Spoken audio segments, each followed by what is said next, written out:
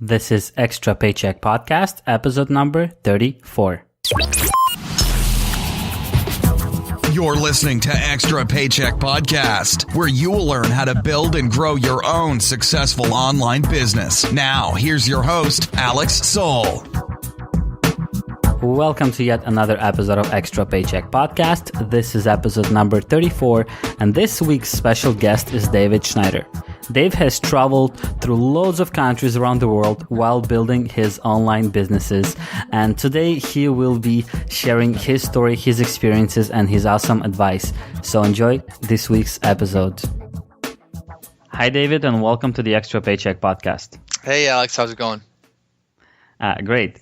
David, tell us a little bit more about yourself. What is it you do as a business? And Yeah, sure. I'm 28 years old, originally from Boston, but currently living, sort of traveling in Costa Rica with my girlfriend. So we're kind of digital nomads. We work all over the world and travel. My primary business that I run is called Ninja Outreach. It's a blogger outreach software, so it's a SaaS application. That's really awesome. And I think a lot of people that will be listening to this will be like jealous of that. What I guess we used to call internet lifestyle, which I don't know if it's like a good thing to say or not, because it also usually comes with some bad, I guess, annotations at this point. Yeah, nowadays there's some sort of like connection with maybe being some sort of scammy marketer, or almost maybe somewhat dishonest, I think, but or maybe being lazy. I'm not sure, but I don't think of it as sort of that. I never refer to it as internet lifestyle, but I totally see how it could be considered to describe it. Yeah, that's exactly what I told you. I'm not sure if like internet lifestyle is a good term right here, because digital nomad is, you explained what you do. Basically, you are able to be anywhere in the world and still work on your business because you're not tied to a single location. As long as you have access to internet, you could get work done. Right. And what does your girlfriend do? Does she like work on your projects with you, or she has her own stuff? My girlfriend is currently dividing her time between two projects. Number one is her food blog. It's called avocadopesto.com. She writes a lot of healthy recipes. And she's basically working on generating traffic to that and turning it into an income source through displayed advertising and working with sponsors and things like that. And she's made a decent amount of progress right now. The site currently gets about 100,000 page views a month, but still trying to kick that up a notch. And the other project that she works on is Ninja Outreach, which is my SaaS application, and she focuses specifically on user onboarding and retention. Mm-hmm. Awesome stuff, man. And we'll talk a little bit about you and your past history as an entrepreneur. But right now, I'd like to talk a little bit more about Ninja Outreach. Could you share more details of what it is, what it does, and how it could help people? Yeah, sure. So Ninja Outreach, like I said, is a blogger outreach software designed for marketers and business owners who are doing marketing. We started in July of last year, 2014. Is myself and two other co-founders from London. So it's a completely virtual, remote team.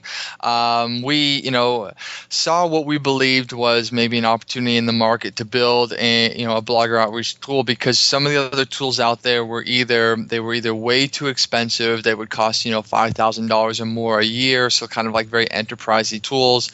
Other tools seemed somewhat under-featured in that they didn't really have, great prospecting or outreach. Maybe they had one but not the other when people always wanted to do both, or they were kind of confusing because they were designed for agencies. So we talked with people to try to understand if they felt like they'd be interested in switching to this other tool that we envisioned, and we got decent feedback. So we started building it. It took us several months to put it together and launch a beta in October, and then we were in beta for a few months, and then we went live in January of 2015.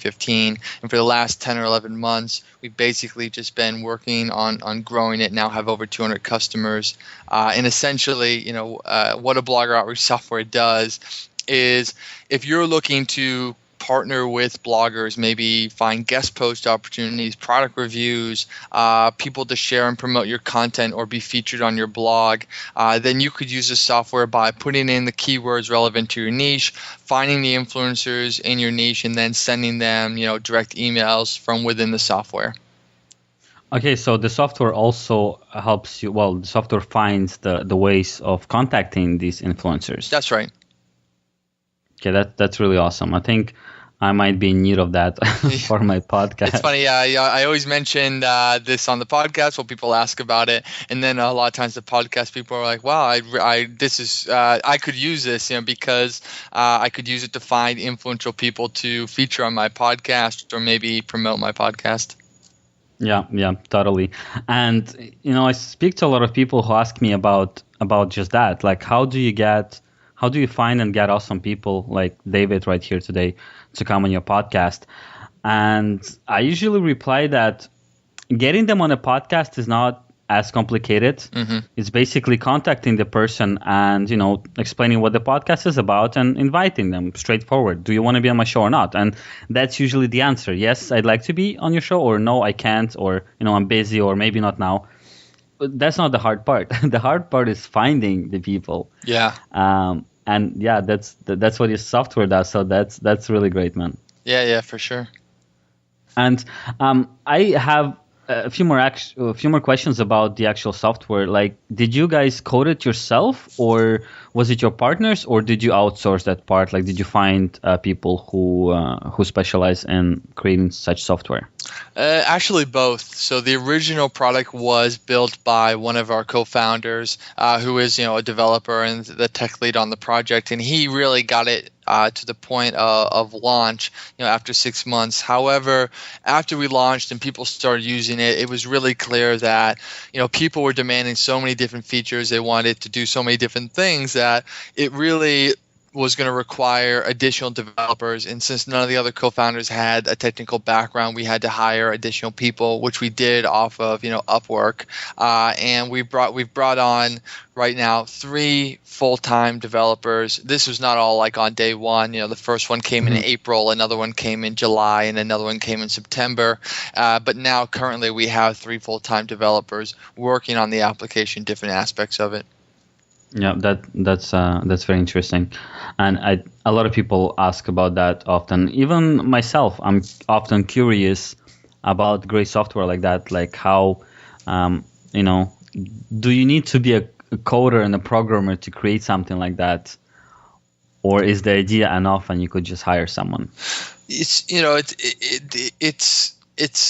always kind of like depends. So you certainly don't need to be a coder. I mean that I think is a roadblock for a lot of people. However, if you're not a coder, and you don't have anybody with a coding background who can oversee the product. I mean, if you've never done product management or led a team of developers, it can be tricky. I mean, when I first was thinking about doing software, last year, and we had this idea for the tool, I didn't even know what the ballpark for this tool, should be in terms of what should it cost. Should I be able to get it done for $5,000, or should it be $50,000 or $500,000? I mean, really, it's when you don't know, I mean, it's just really hard to even ballpark these types of things. And, should you be doing, Ruby on Rails for your backend, or .NET or PHP? I mean, there's all these types of things that, if you're not a coder, or at least you don't have some sort of background in coding, it can be very difficult to know what is the decision to make.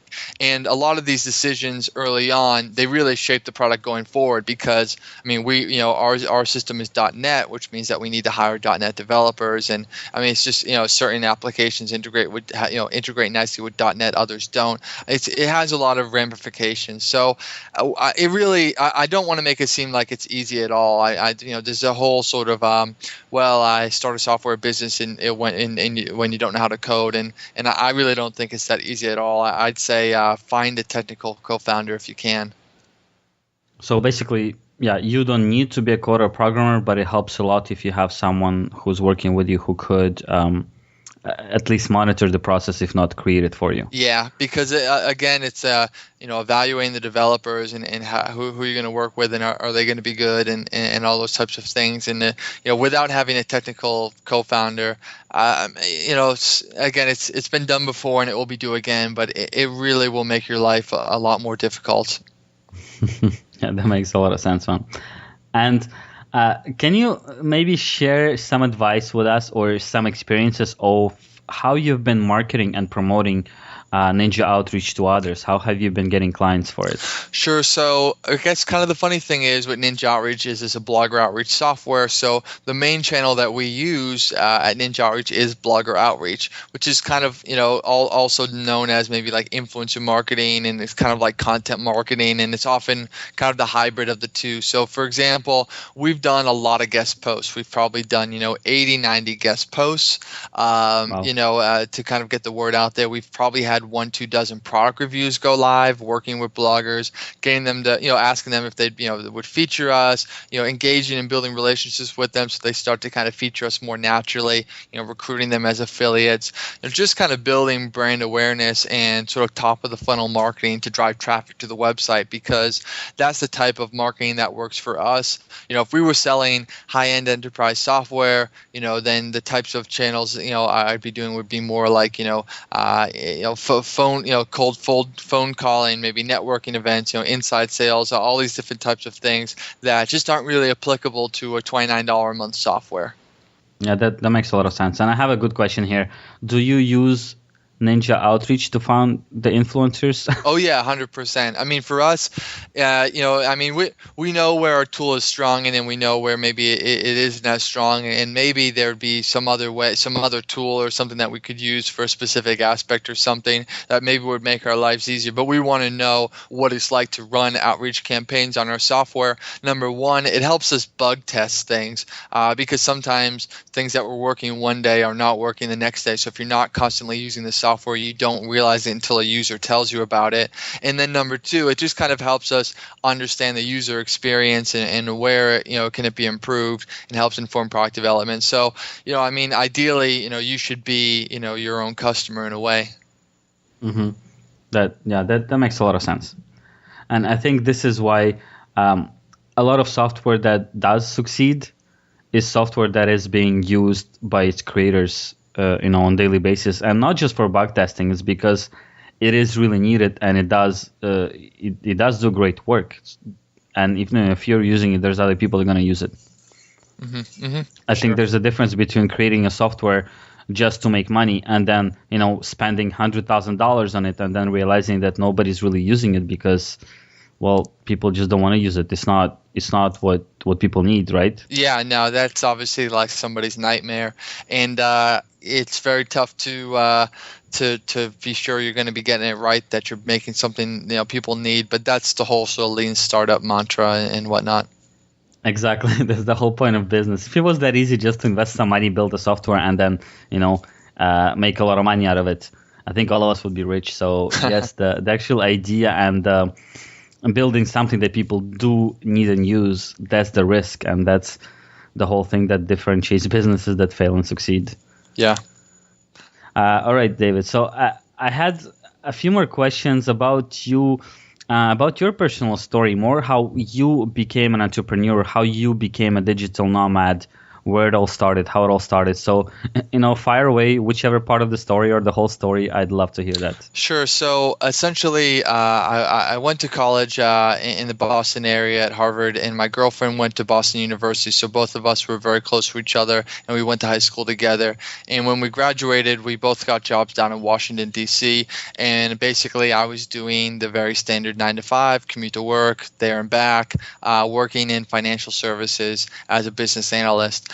And within a year of doing that, both my girlfriend and I felt like we really wanted to go out and travel, because it just made a lot of sense that if we wanted to do something like that ever, now is the time. We both, enjoy travel. We studied abroad at university, and thought that the lack of kids, debt, and other responsibilities made that time sort of an opportune time to go backpacking.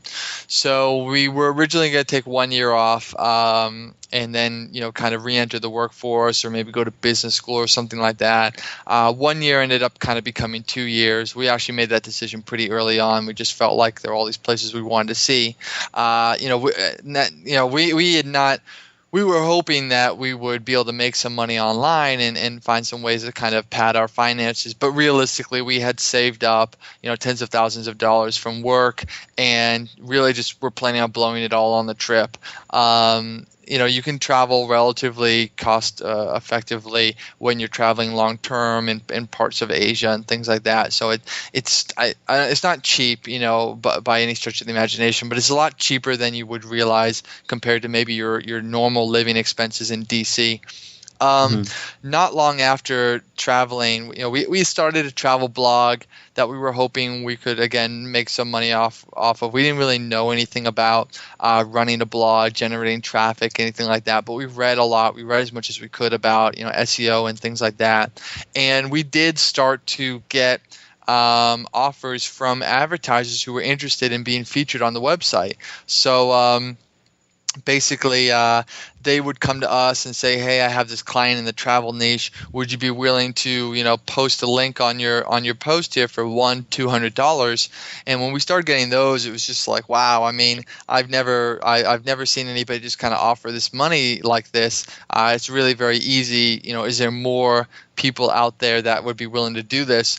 And one thing led to another. I'm cutting a fairly long story short, but we built that kind of travel advertising business to start owning multiple websites, and we worked with other travel bloggers to get them in touch with advertisers, and kind of ran a whole blog network that became our income while we traveled, and allowed us to keep our savings. Wow, that is really awesome, man. So you started getting offers to promote certain things on your travel blog, and you turned that whole opportunity eventually into a network that would help other, I guess, travel bloggers or different kinds of bloggers to get advertising on their sites. Yeah, it was mostly travel bloggers, because we just, you start to think about, well, what are the assets that you have? What are the things that people would be willing to kind of pay for?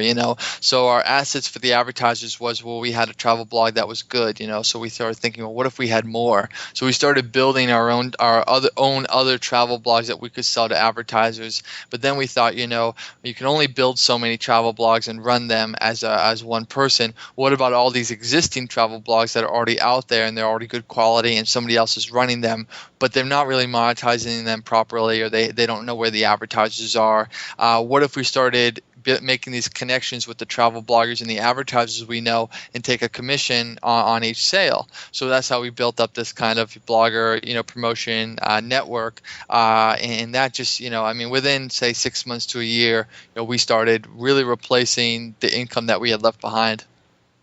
Yeah, wow, that is really awesome, man. Congrats on that. Thanks. And what I like to mention here, that a lot of people often say that some niche is really hard to get into and it's saturated, and travel blogging is one of them. And I always believe that nothing is oversaturated. If you can come up with the interesting angle and something original, you could still start a nice travel blog that would attract a lot of readers and would succeed.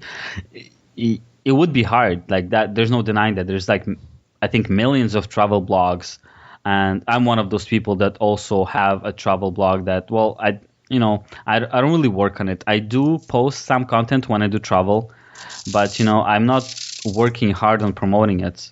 But I know that if I did, whenever I work on it, I see traffic and I see that it's starting to grow rather fast.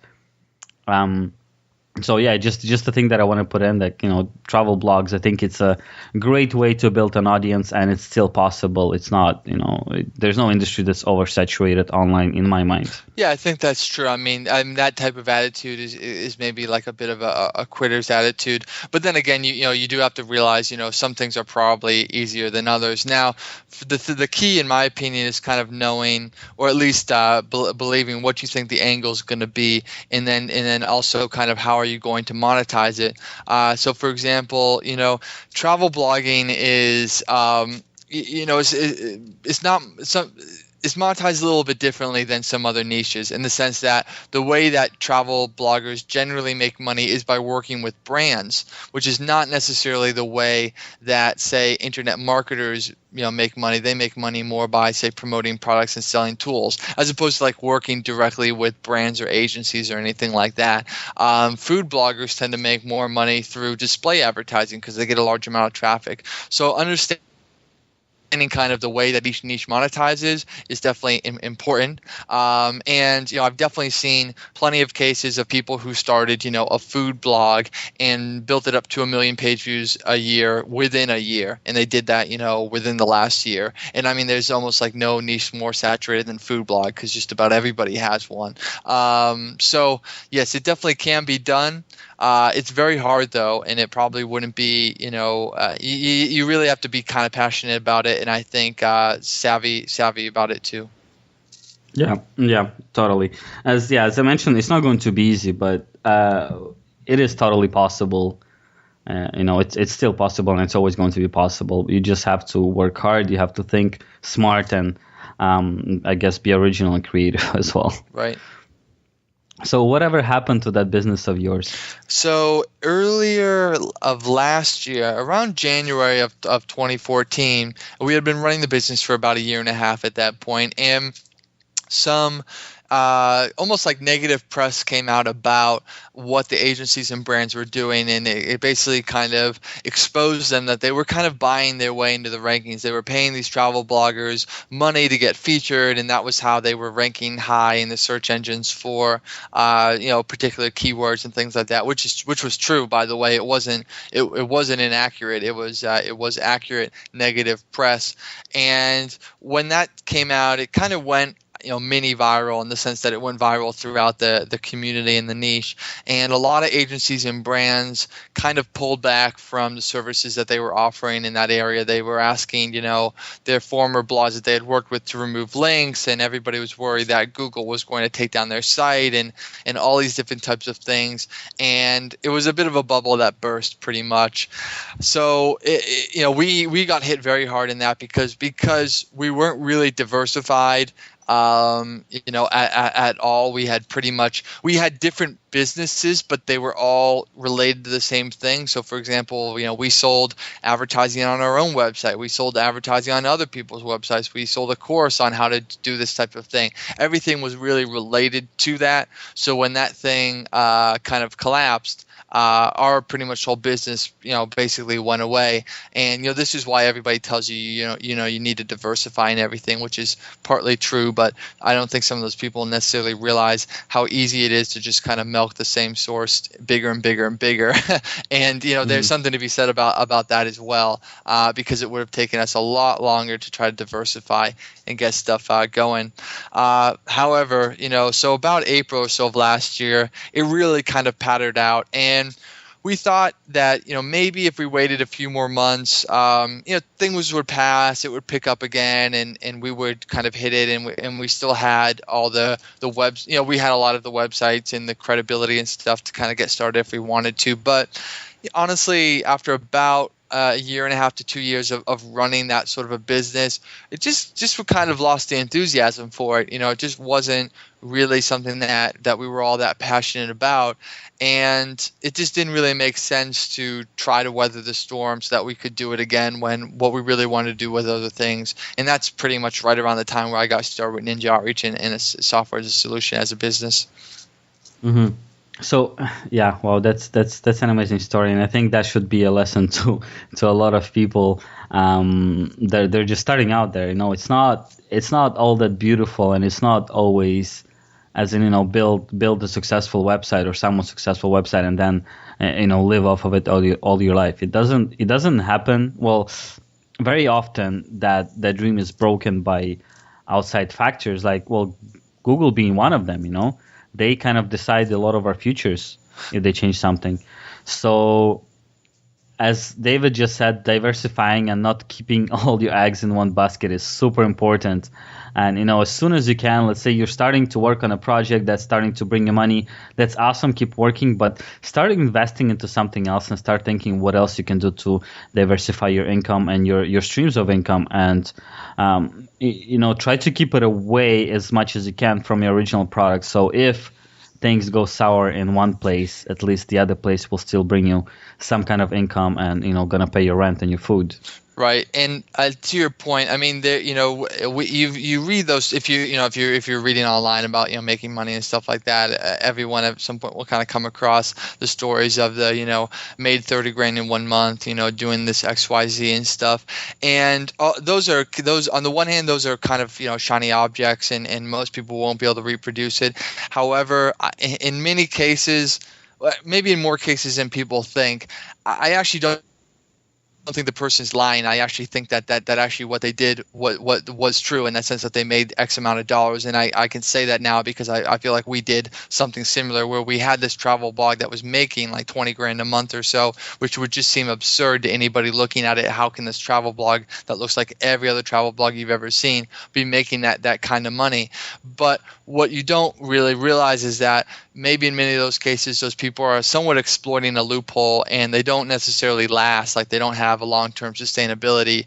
And that was kind of the case with ours. That was kind of the lesson that we took away from. However, we just wanted to, for us, it just fit perfect timing, and what we were able to do, what we were able to kind of accomplish while we were traveling on the road and working on the internet and stuff like that. It just kind of made sense for us.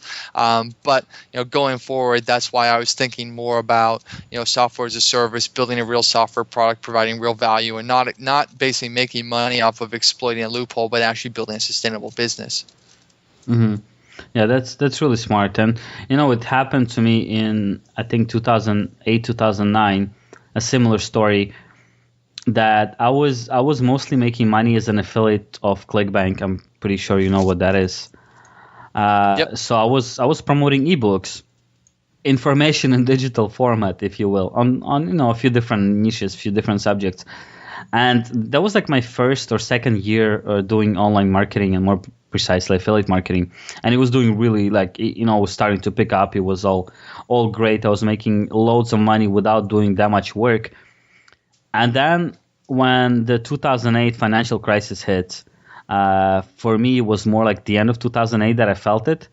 People just stopped buying useless stuff like ebooks, information on, let's say, how to build your birdhouse from scratch.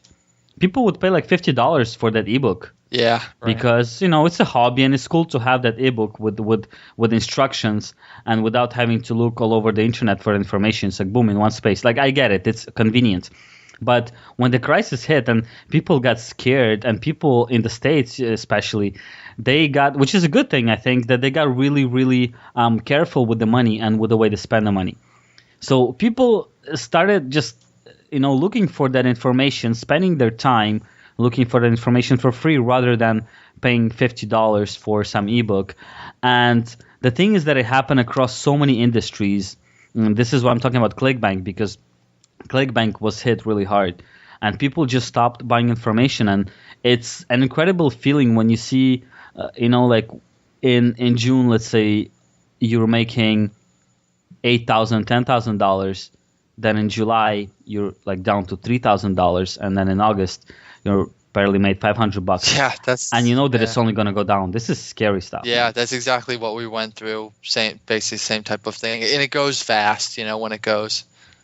Yeah, it goes really fast, and you don't know what to do. Like, it's scary. You look at it, you're like, I don't know if I could, if it could be fixed. So yeah, once again, this goes back to saying that this was also an outside factor that I couldn't control, and it hit me hard because all of my efforts and all of my main income was coming from one source, from like one or two different niches. But that was not a good idea, and I learned that lesson the hard way. Okay, so I'd like to maybe share with us the point or the moment of your life where you've decided that you're not you're not going back to 9 to 5, because like you said, when your travel blogging kind of started losing its momentum, and this is when you started thinking about the Ninja Outreach. But weren't there a moment where you were like, uh-oh, I'm not gonna make any more money, I have to leave all that and get a job like most of the people, like the society tells me to? Sort of, but not really. And here's why. Basically, when we were growing the travel blogging business, for every month it was doing better and better. But to be honest, I was very self-aware of the fact that we were kind of exploiting a loophole, that it could all puff up and smoke in no time. And I'd never really treated it like it was going to be something that would last forever. And so our kind of approach to it was, let's just kind of get as much as we can kind of while it's here. And, when we started making, when we passed around, 5-6 grand a month or so, which is it's a pretty decent income, at least it's enough to kind of claim like that you're, almost replacing a full-time income or so in the US. I started to think like, not necessarily that the business we were running was more sustainable, but I started to kind of, I guess, come to grips with the fact that you could produce your own income that could adequately provide for you, online. And so at that point, it wasn't that, I said, well, I'm never going back to the 9 to 5 work, because to be fair, that's not even necessarily 100% in my control. I mean, if I run out of money or something, the smartest thing to do could maybe be to get a job or whatever. But what I did realize was that I didn't want to. I got accustomed to the lifestyle that we were living. I like to travel. I like to be able to kind of set my own hours. It wasn't that I wasn't working a lot, because I was, but at least I was kind of doing it for myself and on my own time, and I was building stuff. And I saw the potential of being sort of self-employed, in that, like, we had months where our income would go up 20-30%. I mean, just that's crazy if you think about a job when you maybe get a couple percent raise a year or something. Like I liked for that. I felt a little bit more of a master of my own fate. So regardless, we knew that the good times would probably end eventually, but at least we were determined to kind of try to create new ones if they ever went away. Following year, like I said, in 2014, when stuff did start to decline, we were lucky enough to have rode a really nice wave for a long time, and we had decent savings in that. We weren't we weren't going to never have to work again by any stretch of the imagination, but we had a runway of a few years if we were economical about it. And the other thing too that really contributed to that is that many people, I think, when they start to earn a lot more money, they start to spend a lot more money, and that could be fine, but we knew that we wanted to still be savers, because we weren't really sure how long this would last, and we didn't really want to be caught sort of with our pants down. So our spending didn't increase that much relative to the income, so we were able to save up a decent amount of money, and we were more than happy to live in places like Costa Rica or Asia or places like that, where the money would go further, as opposed to moving to downtown San Francisco or something and try to make it online. So all those things contributed to the fact that we had a decent kind of runway, and I basically put all of that that I could into Ninja Outreach to grow that business, because I feel that is really kind of the business that I want to be running right now. So luckily, we haven't had to go back to the 9 to 5 yet. I don't know if that will always be the case. If Ninja Outreach doesn't make it, then I probably would say that I wouldn't have the resources to do this all over again. I'd probably have to get a job at that point. And if that's the case, so be it. But we're gonna do the best we can to kind of pursue the lifestyle that we want to live. Otherwise, what's the point? Yeah, totally. But you see, man, I see people like you, and like I chat with a lot of entrepreneurs for the podcast, and people like you somehow always find another project that moves them forward and that makes them money. So, it's a good attitude to have, that you have like, well, if I have to get a job, I'll go get a job. There's, nothing shameful about it. But somehow I'm sure that even if Ninja Outreach wouldn't work out, you would just like be on another project and you would be keep on doing your entrepreneur thing. I'm sure about that, man. Yeah, without a doubt. I mean, even if I was to go back to work, I can't even imagine that I wouldn't try to do some sort of side project, as a means of trying to get something going. It's just when you realize that this is what you want to be doing with your life, then there's just no reason to do anything else. Yeah, totally. And I think, well, for me, let's say being an entrepreneur, especially being like online entrepreneur, it's similar to, I guess, your story. It's the traveling that gets me really excited, and the fact that I could just pick up and leave anytime. I don't have to ask for permission. I don't have to ask for vacation days, or I don't do days. Like when I travel, I travel for like 6 months, 5, 6, 7, 8 months at a time, and I still do work when I travel.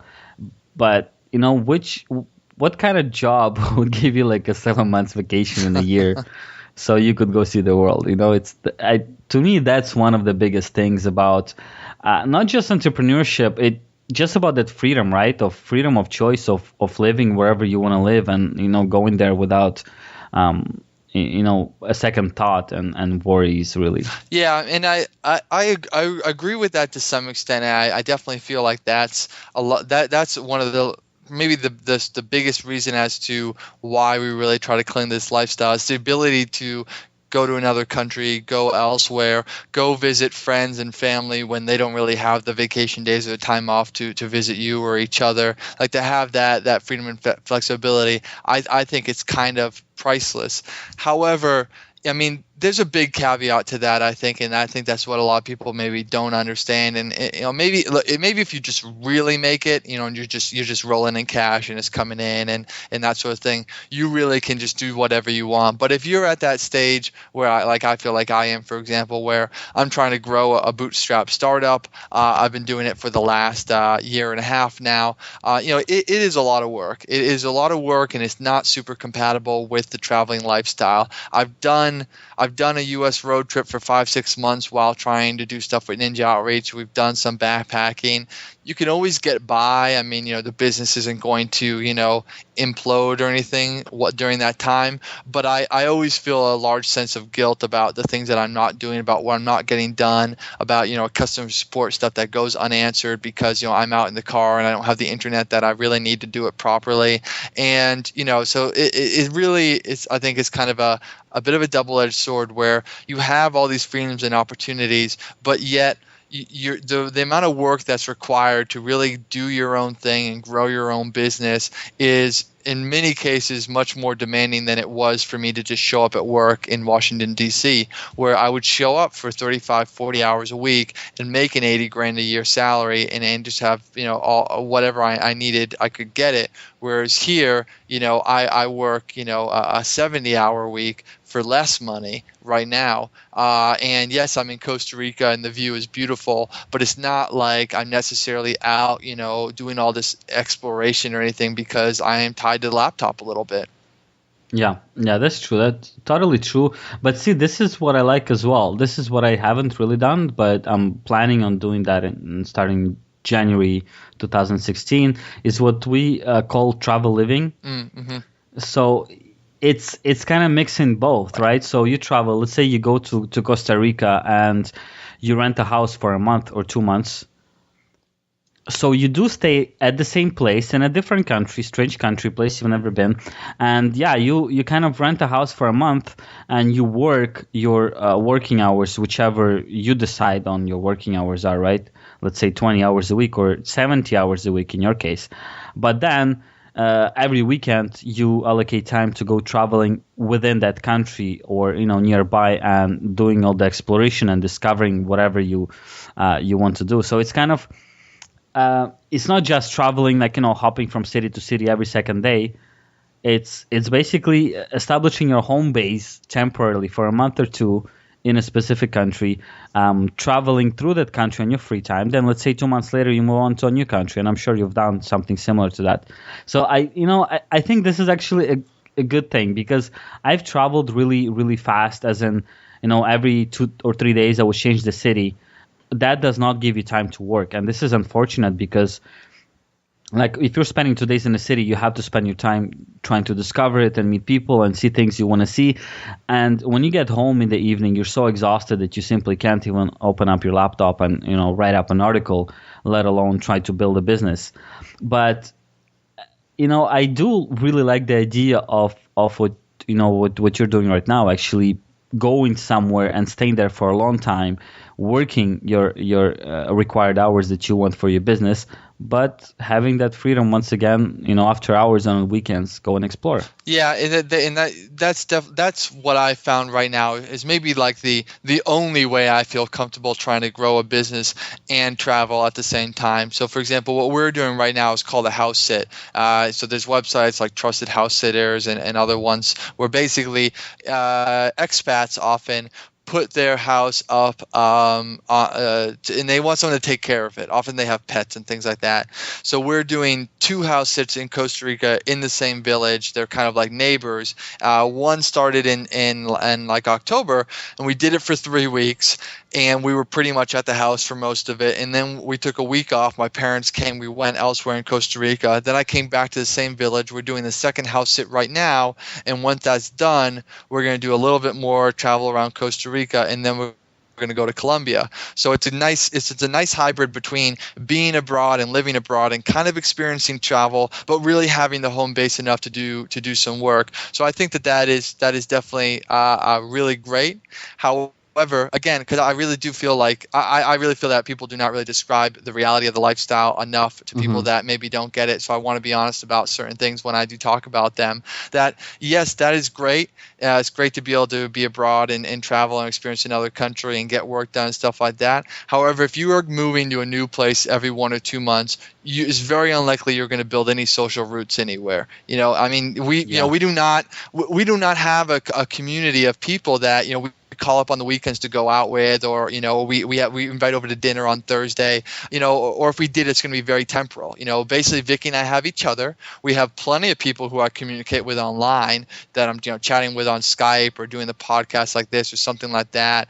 But we don't have like a social community that you would naturally develop if you lived in a city for 1, 2, 3+ years. And that's the thing that you are giving up. And I think when you're 28 years old or something like that, which is what I am now, you're comfortable to do something like that. Like I'm okay to have like that. We have friends from college and stuff like that.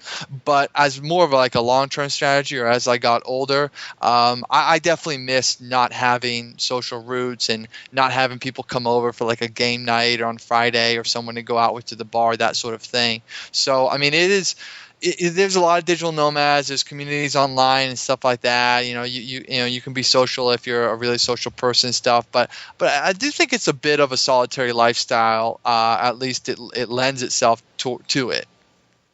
Yeah, I understand what you mean, and although at the same point is like, yeah, that's true. You're not building this like social. You're not building like a real friends, let's say. Yeah. But I know in my case that I could come back to, let's say, Germany or Serbia or Belgium or any of these countries that I've been to before. I could go there tomorrow, and I have people that I could call up there.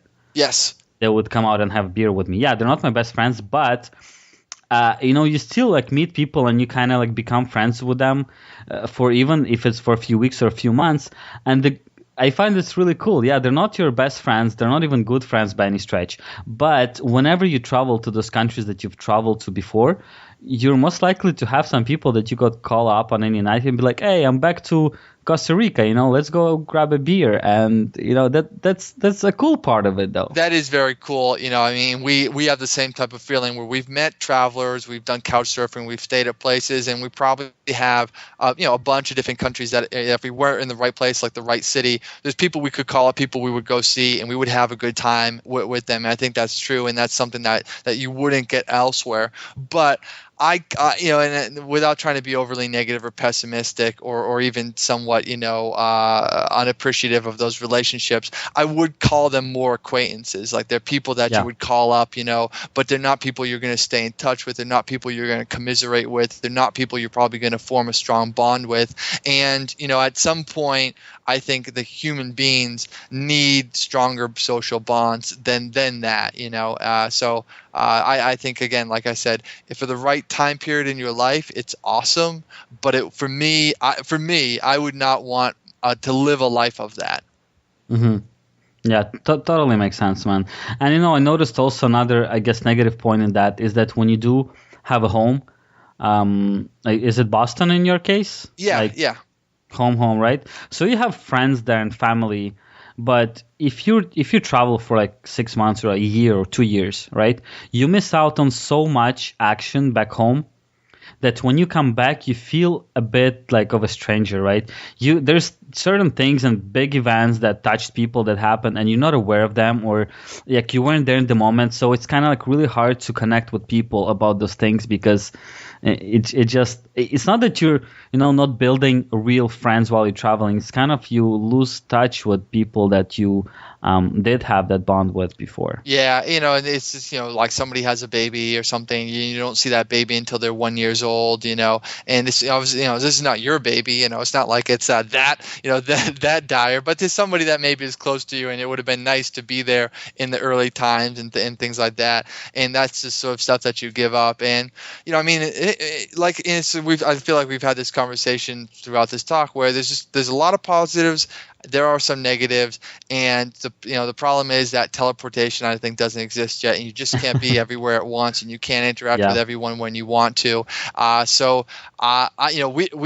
We've thought about all this. We've weighed all the different pluses and minuses, and we've still chosen this lifestyle because I just think that that's inevitably what we want and what we prefer.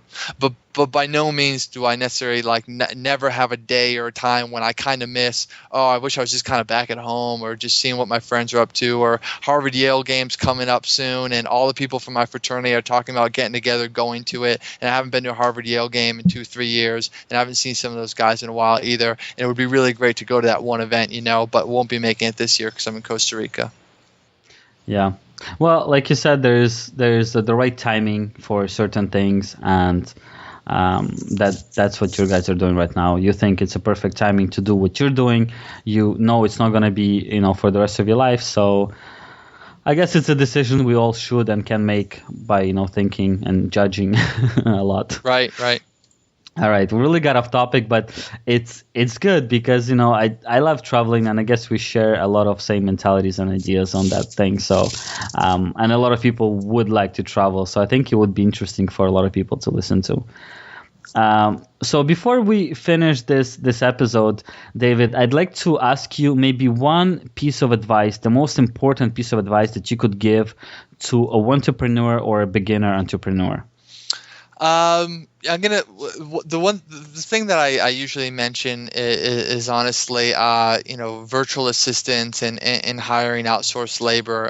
Now, if you've been around a bit, you might be very familiar with this, but I'll be honest, 3 years ago when we just kind of set off traveling, this concept it just totally blew me away. It just came out of nowhere that I could basically hire that I as an individual, not like a large conglomerate, could actually outsource different tasks to virtual assistants and things like that. And we started by hiring a girl from Bulgaria to help us plan travel and do stuff like that. And eventually, the business that we grew in the travel blogging niche was only made possible by the fact that we were able to hire outsourced writers and other people to manage the websites and things like that. And ever since I've started working with virtual assistants, I just have not gone back. And no matter how productive you are, no matter how efficient you are, I just don't think there is any substitute for another pair of hands, another person who can show up for 8 hours and get things done, maybe get it down while you sleep. So if you're running your own business, or you're doing or you're doing the digital nomad thing, I'd almost say, you really need to be doing virtual, really need to be kind of working with virtual assistants. Even if you're not, even if I was back at my financial services company in Washington, D.C., I would still look to hire a personal virtual assistant for other types of tasks, research, scheduling, whatever it was, just to make my life a bit easier, because I just think it's the biggest sort of boost you can get. Awesome advice, man. Thank you for sharing that. So delegating, outsourcing, and hiring people to help you get through life, great idea and great advice. How can people find out more about you, your company, and maybe get in touch with you if they would like that? Yeah, sure. So the website is ninjaoutreach.com, not to be confused with Outreach Ninja, which for one reason or another, we get that all the time. My email is dave@ninjaoutreach.com, and Twitter's @ninjaoutreach. And we always like when people send us an email or just let us know that they heard us on the podcast and liked what they heard. Thanks for sharing that, David. I hope some of the listeners will go check out ninjaoutreach.com and, maybe start using your services, because it sounds like a really, really great software that would help a lot of people. So thank you for sharing all your tips, advice, and knowledge and experiences. And thank you for being on the podcast. No, thank you, Alex. Thanks for having me. Thank you so much for listening to this week's episode of Extra Paycheck Podcast. As usual, I'll be putting up a show notes page at extrapodcast.com/34. This is where I'll be sharing all the links, resources, and other things that were mentioned in this week's episode. If you go to extrapodcast.com/iTunes, you'll be able to subscribe to the show, leave a review and a rating, which will help enormously.